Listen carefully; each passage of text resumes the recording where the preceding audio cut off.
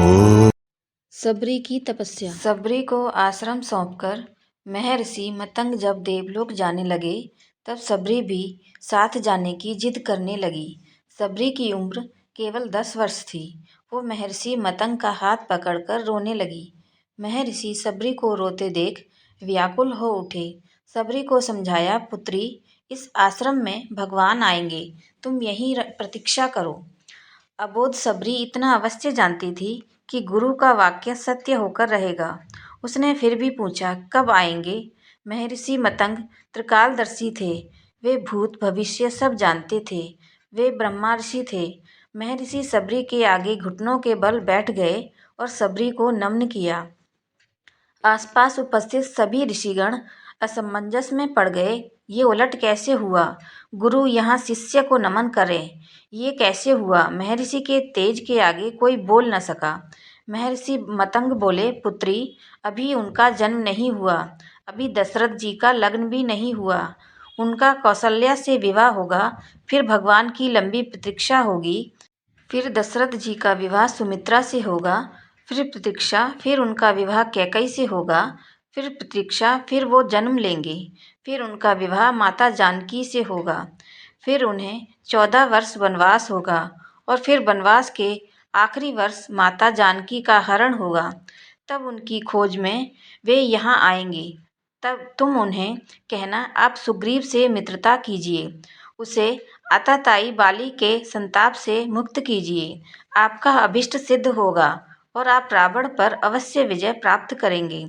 सबरी का एक क्षण कि कर्तव्य विमूढ़ हो गई।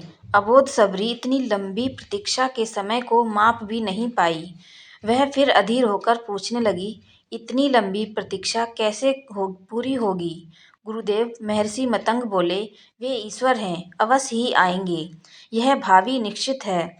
लेकिन यदि उनकी इच्छा हुई तो काल दर्शन के इस विज्ञान को परे रखकर वे कभी भी आ सकते हैं। लेकिन आएंगे अवश्य।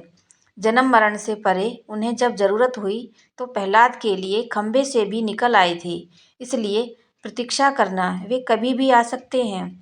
तीनों काल तुम्हारे गुरु के रूप में मुझे याद रखेंगे। शायद यही मेरे तप का फल है। सबरी गुरु के आदेश को मान वहीं आश्रम में रुक गई। उसे हर दिन प्रभु श्री राम की प्रतीक्षा रहती। वह जानती थी समय का चक्र उनकी उंगली पर नाचता है। वे कभी भी आ सकते हैं। हर रोज रास्ते में फूल बिछाती है और क्षण भर प्रतीक्षा करती, कभी भी आ सकते हैं। हर तरफ फूल बिछाकर हर क्षण प्रतीक्षा। सबरी बूढ़ी हो गई, लेकिन प्रतीक्षा उसी अबोध चित्त से करती रही। और एक दिन उसके बिछाए फूलों पर प्रभु श्री राम के चरण पड़े। सबरी का कंठ अवरुद्ध हो गया, आंखों से अश्रुओं की धारा फूट पड़ी। गुरु का कथन सत्य हुआ। भगवान उसके घर आए।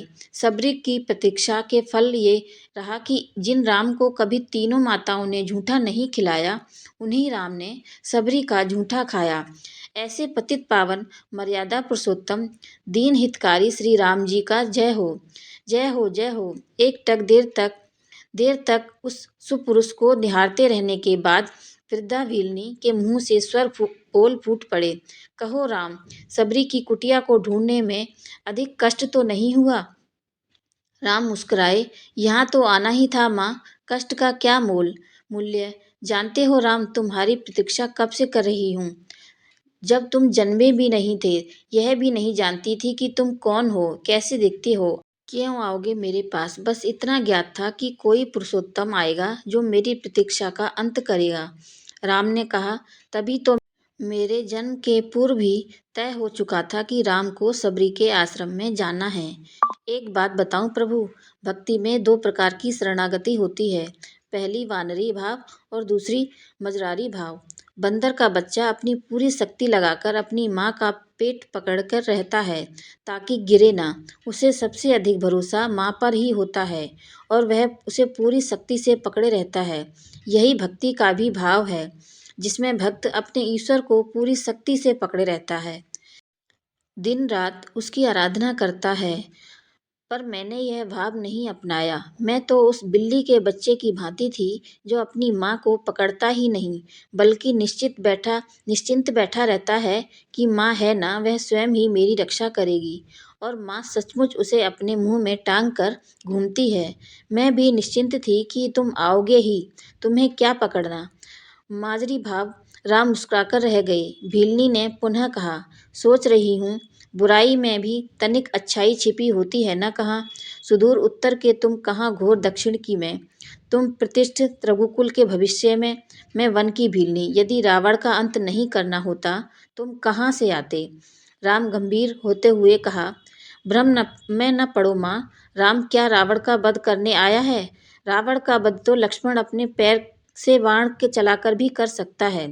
राम हजारों कोस चलकर इस गहन वन में आया है तो केवल तुमसे मिलने आया है माँ, ताकि सहस्त्रों वर्षों के बाद भी जब कोई भारत के अस्तित्व का पर प्रश्न खड़ा करे तो इतिहास चिल्लाकर उत्तर दे कि इस राष्ट्र को क्षत्रिय राम और उसकी भीलनी माँ ने मिलकर गढ़ा था। जब कोई भारत की परंपराओं और उंगली उठाए तो काल उसका गला पकड़कर कहे कि नहीं, ये एकमात्र ऐसी सभ्यता है जहाँ एक राजपुत्र वन में प्रतीक्षा करती एक वनवासिनी से भेंट करने के लिए 14 वर्ष का वनवास स्वीकार करता है। राम वन में बस इसलिए आया है ताकि जब युगों का इतिहास लिखा जाए तो उसमें अंकित हो कि शासन, प्रशासन और सत्ता जब पैदल चलकर वन में रहने वाले समाज के अंतिम व्यक्ति तक पहुँचे, तभी वह राम राज्य है। राम वन में इसलिए आया है ताकि भविष्य स्मरण रखे कि प्रतीक्षाएं अवश्य पूरी होती हैं। राम रावण को मारने भर के लिए नहीं आया है माँ। माता सबरी एकटक राम को निहारती रही। राम ने फिर कहा, राम की वन यात्रा रावण युद्ध के लिए नहीं है माता। राम की यात्रा प्रारंभ हुई है भविष्य के आदर्श की स्थापना के लिए। राम राजमहल से निकला है ताकि विश्व को संदेश दे सके कि एक माँ की अवांछनीय इच्छाओं को भी पूरा करना ही राम होना है। राम निकला है ताकि भारत विश्व को सीख दे सके कि किसी सीता के अपमान का दंड असभ्य रावण के पूरे साम्राज्य के विध्वंस से पूरा होता है। राम आया है ताकि भारत विश्व को बता सके कि अन्याय और आतंक का अंत करना ही धर्म है। राम आया है ताकि भारत विश्व को सदैव के लिए सीख दे सके कि विदेश में बैठे शत्रु की समाप्ति के लिए अवश्य ही पहले देश में बैठी उसकी समर्थक सुपर्णखाओं की नाक काटी जाए, खरदूषणों और का घमंड तोड़ा जाए। और राम आया है ताकि युगों तक बता सके कि रावणों से युद्ध केवल राम की शक्ति से नहीं बल्कि वन में बैठी सबरी के आशीर्वाद से जीते जाते हैं। सबरी की आंखों में जल भर आया। उसने बात बदलकर कहा, बेर खाओगे राम। राम मुस्कुराए, बिना खाए जाऊंगा भी नहीं माँ। सबरी अपनी कुटिया से झोली में बेर भरकर ले आई और राम के समक्ष रख दिए। राम और लक्ष्मण खाने लगे तो कहा, बेर मीठे हैं ना प्रभु। यहाँ आकर मीठे और खट्टे का भेद भूल गया हूँ माँ। बस इतना समझ रहा हूँ कि यही अमृत है। सबरी मुस्कुराई, बोली, सचमुच तुम मर्यादा पुरुषोत्तम हो राम। मर्यादा पुरुषोत्तम भगवान श्री राम को बारंबार मेरा सादर वंदन। जय श्री राम। मेरी ये कहानी आपको कैसी लगी मुझे कमेंट करके ज़रूर बताएं और मेरे चैनल को लाइक, शेयर और सब्सक्राइब ज़रूर करें। धन्यवाद।